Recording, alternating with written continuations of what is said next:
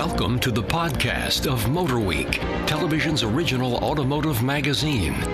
MotorWeek is made possible by Cars.com. Here's your MotorWeek podcast host, John Davis. Thanks for joining us for our MotorWeek podcast number 24. I am John Davis, and joining me for this bull session, our road test producer, Brian Robinson. Hello. Our writer, Shamit Choksi. Hey, John. And associate producer and no relation, Ben Davis. Thanks for having me. Coming up, we'll have our lightning round, and we'll also look at our MotorWeek mailbag. But first, let's get down to some new hardware. Okay, everybody chime in on this one. We've now gone through two, and we're on our third 2010 Chevrolet Camaro. We've done the 6, we've done the 8, and we've got a special SLP conversion coming up. What do you think of the car? Ben, go ahead. You look like you're bursting at the mic. I tell you, we have been through this many Camaros, and they're starting to grow on me. I liked the car from the get-go. It was a beautiful car from the outside. But initially, I had some qualms, if you will, about interior ingredients. Not necessarily the styling, but I thought the ingredients could use a helping hand. Some of the plastics didn't look as good as they did in the concept cars by a long stretch. That's a good way to put it. Some things were a little too shiny, maybe a little too textured, but it is growing on me, I must say. It's a comfortable car to drive, and those little issues I had are going away as I'm more. The recent one we have in is an all-black interior, which we hadn't had before in the previous two, and it looks miles better. The SS is awesome. It is. And this SLP that we just took delivery on with, 575 horsepower, that looks like it's going to... It's outrageous. Outrageous. Really. Brian, how about you? Yeah, the Camaro, I definitely love the style of it, and I definitely love the V8, like 420 horsepower of the V8. We had it at the track, and it's it's a big improvement over the 6. To me, though, it didn't feel as strong as 420 would make you feel. I mean, you said that same thing about the 6. You didn't think it felt like 300 horsepower either. I don't know if it's just because the car's so big and heavy, and it just doesn't feel like it's going that fast, but I mean, I know in a vet, when you nail that thing, you feel the acceleration. I can't say I felt it so much on the Camaro. I think it was all we could do to get it down to mid-12s, I guess, in a quarter mile. But it definitely made it down there eventually. Yeah, it was fun. Now, the SLP we actually have some racing slicks on that. That's supposed to be a 3.5 second 0 to 60 car. I've forgotten what the quarter mile is, but you can extrapolate from that. Enough to keep all hands and arms inside that vehicle. I drove it out on a country road yesterday, and it was just, it's daunting. One of the things that got a lot of folks that are younger than I am with this Camaro is the fact they didn't like the short side glass. They felt the interior was very claustrophobic, and I've read that repeatedly from other folks who have tested the car. But if you go back and look at the original car and lived with it like I did, that's pretty much the way it was. And that seems to be pretty common in all the styling now. We're getting less and less side glass, and pretty much all cars coming in. And I'm not sure that consumers like that, to tell you the truth. I mean, everybody wants to be able to see what's around them because traffic's moving so fast. But that being said, I love the Camaro. I think it's a pretty sweet addition. Okay, let's move on to something entirely different. Diesels are a mainstay in Europe, have been a long time. And over there, you don't really see any sport utility vehicles without a diesel. BMW, though, is noted for their performance, and they also have embraced diesels. And so far, we've really not seen performance diesels in the U.S. until now. The 2010 BMW 335d sedan and their new X5 335d utility, their sports activity vehicle. Okay, same engine in both, two different applications. Does it keep the BMW performance image intact? Who wants to start? Absolutely. Shamit. It does. It absolutely does. I mean, first of all, I like both of these cars in non-diesel form. So I just think the diesel powertrain makes both of these better. Torquier off the line, more performance. They're cleaner if you're into the green thing. And 30% better fuel economy. It really is. The 335's 31. We got 31 miles to the gallon. The X5 27, which it's good for a heavy SUV these days. So I'm impressed with both of them. They are both costly, though. That's the base stickers are significantly more than the gas. And they're also, you're right now with diesel prices low, that's okay. But if they go back to a big premium, like most people expense, then that's another shot in the arm.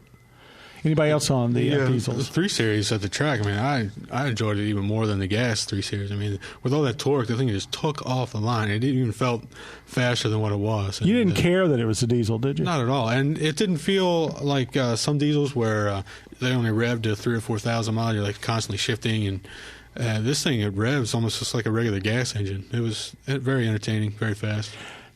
How about you, Ben? It's good to see that us as Americans can finally get something. Not that the Jetta TDI is a bad car. I love the car. But it's good to see that we have another alternative, a step up from a Jetta TDI without having to get into a luxury sport ute to drive a diesel.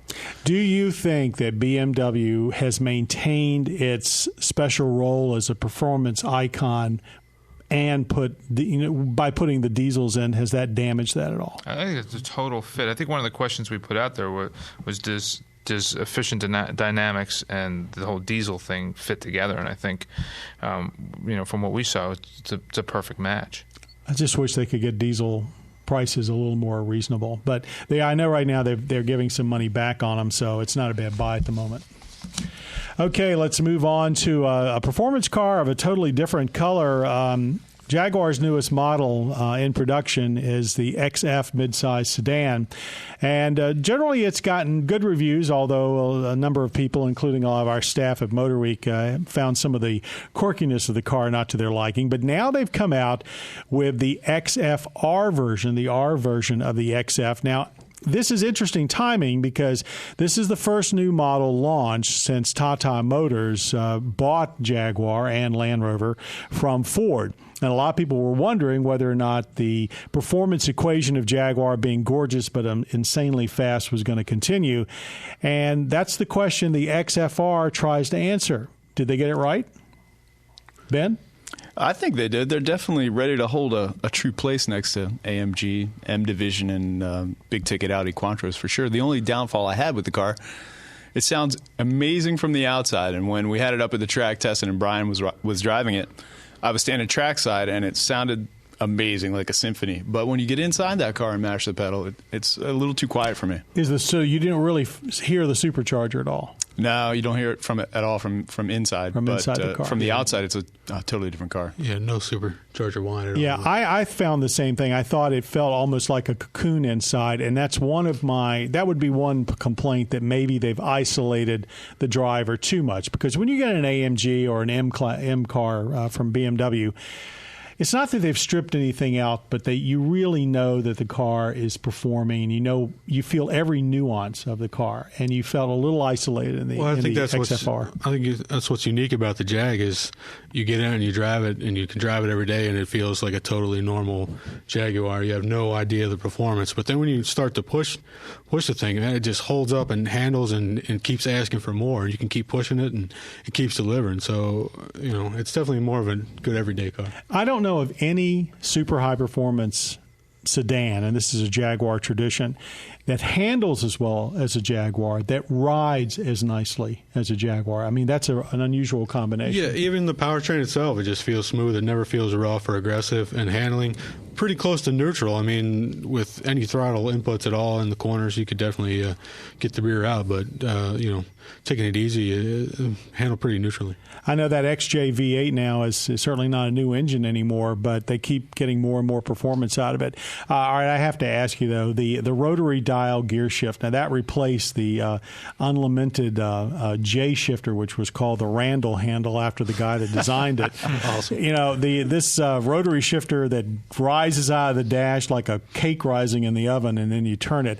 I like it because it's eclectic, but what do you think? Yeah, I don't like it. It just doesn't fit with the performance, just the performance of the car. There are paddle shifters, though. There are, yeah. Like I think it's unique, and it works well. And if you want to shift manually, you got the paddle shifters. Ben, you get the last one. I love it. I don't know if it's true or not, but I just drove recently an XF that wasn't the R package, and the XFR pops out of the dash faster when you hit the key. To me, I think it does. Yeah. Maybe is that true? I don't know. I don't know. That's pretty cool, though. And if you get a chance to see the road test, there's some killer burnouts. Definitely check that out. Okay, let's turn now to our question of the week, and each of you get a little bit of time here to weigh in. And I've been asked this question by a lot of consumers. General Motors has just launched their new marketing push, and one of the things that they're doing is saying basically if you can find a better car, buy it. Pretty much the old Chrysler stick with a different twist. But they've added an incentive program that is interesting. It's GM's money back guarantee program. Now, let me explain how this works for folks that haven't looked at it yet. Basically, any GM vehicle, I'm talking about, this is Cadillac, Chevrolet, Buick, GMC, the four core divisions.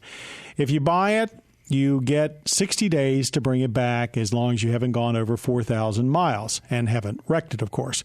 Now, you have to keep it for 30 days. You can't drive around the block and bring it back. But the 31st through 60th day, you can bring it back, get all your money back, no harm to your credit, and walk away from it. They're betting you won't. Is it an incentive? Is it revolutionary? Is it a gimmick? Do you think it'll work? Who would like to weigh in? I don't think it's really revolutionary. I mean, a lot of things have, limited money-back guarantees. I think it's a good thing. I mean, it gets people in the cars. Maybe they're not, that wouldn't have before because they were a little afraid, but gets them in the car. And, it's anytime you get in a brand new car, if you just trade in your 1998 whatever, you get into a brand new Cobalt or CTS or something, you're going to love it. I mean, it's going to take months before you start noticing things you don't like about it. So at least they're giving you, 4 weeks to figure out whether or not you truly like it, and then basically you've got a pretty leisurely amount of time to bring it back. Buyer's remorse usually doesn't set in for a while. Ryan's right about that. But I think there is a gimmick aspect to it. Any marketing push like this is gimmicky, but at the same time, anything like this that instills buyer confidence, which we need right now more than anything, I think it's a move in the right direction. Ben? I think it's bold and it demands attention, and I think GM now has product that can back it up as well. So it's not just you look at the the Traverse, the Equinox, the new Terrain from GMC, the Malibu, of course, and the Camaro. Ben's a huge we talked fan about. of the Terrain. He won't stop talking about it. I talk Equinox and Terrain every day. It's terrific. They're terrific vehicles. I'll give you my quick take on it. They've done guarantee programs before, but usually they've only been like a week. You had to bring it back. So I think this is a big expansion. After the Cash for Clunkers, nobody out there did anything to keep the momentum of the market going, and at least GM has tried to come up with something creative and innovative to do it. My understanding is that probably a lot of people won't take the guarantee. There's like money back if otherwise. It's like, I don't know if it's $500 or something. But the idea is you've got your choice, and they might be lured in by the guarantee but actually take the money off because they know they're going to like the car. I think it gets more people in the showroom. I agree with Ben. And it's basically filling a void where all the rest of the car companies for a couple of weeks now have been sitting on the sidelines. And no wonder September sales went into the toilet. Nobody was really trying. All right. Okay, moving on, let's head to our MotorWeek mailbag. And by the way, if you've got a question that you'd like to have answered on our podcast, you can visit us online at motorweek.org, and you can submit your questions there. And if you're chosen, are you everybody ready? You will receive a free MotorWeek T-shirt. No yells and screeches. I'm disappointed. You're all screeched out. Okay, well that is the case with Christopher in Cumberland, Rhode Island. He asked, and it's a very good question. You guys at MotorWeek have tested many types of cars through the years. What I would like to know is, after all that experience, what vehicles have you put your money on and why? Wow, that's a good one for you, John. Yeah. You're implying that most of us can afford new vehicles. Now, Shamit, I know you've got something relatively new. I'll get to me in a minute. Really? Yeah, I mean, you're referring to the Volvo. Yeah. XC90. Main reason. That's their biggest SUV. That's their biggest SUV. Crossover, if you please. Primary reason for purchasing it is, for me, was safety. Family. It's the car that we cart the family around in, and so we wanted to get the most capable, the safest vehicle that we thought was out there. But now that you own it, what do you think about driving it? I'm impressed. I mean, it's a bank vault on wheels. I mean, you feel exactly what you want in this thing. You feel comfortable and safe. And when I'm not driving it, and when I know the kids are in it, I feel more secure. Now, Brian Robinson, you've got a Toyota. What do you own? My daily driver, 2000 Toyota Celica GTS. Which, by the way, I have to say, looks brand new. Well, the only reason is basically it was my wife's car, and we bought her a new one, so that's why I have that now. What'd you buy your wife? I love it. It's the wife. We bought a Kia Sorento.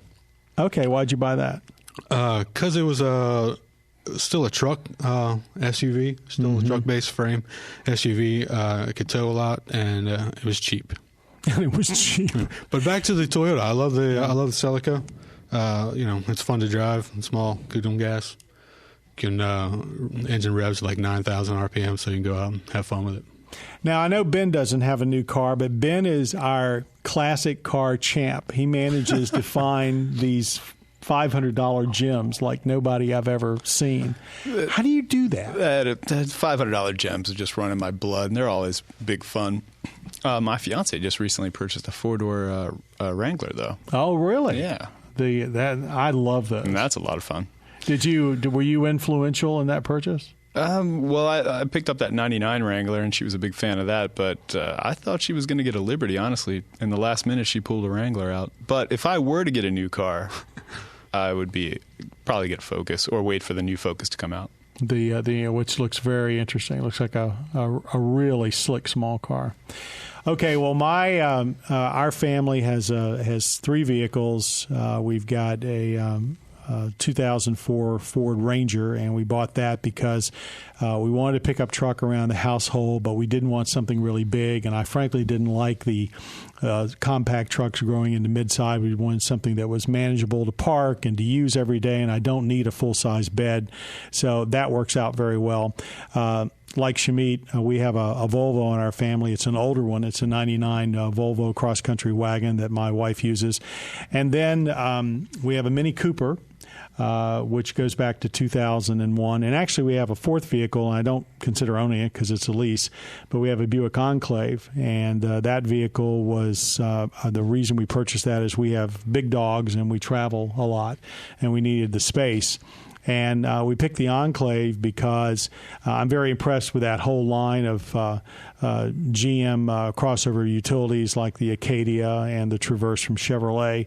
And we got a great deal on the Enclave, so we're very happy with it. And we get about 22 miles to the gallon, which is very good for essentially a Tahoe-size vehicle. Except for the Mini Cooper, they're all white, right? I know you like white. Yeah, the Mini Cooper's blue with a white top, but you're right. It's just funny when we pick out colors. Obviously, in our household, my wife pulls a lot of weight, and she looks at all the colors, and she says, I just don't like those. Let's get white. So we get white. Which is great until it snows, and then you disappear. Okay, I guess that pretty much wraps it up. We've had a great MotorWeek podcast today. I do want to thank all the folks behind the scenes that help us put these on. Our audio engineer, Jim Bigwood, our podcast creator, Bob Mixter, and our producer, Michelle Parker. My thanks to Brian Robinson, Shamit Choksi, and Ben Davis, and to all of you for joining us. And stay tuned for more MotorWeek. You have been listening to the podcast of MotorWeek, television's original automotive magazine. MotorWeek is made possible by Cars.com. For additional information on podcasts, videos, and showtimes, visit our website at MotorWeek.org. And watch MotorWeek, television's longest-running automotive magazine series each week on your local PBS station.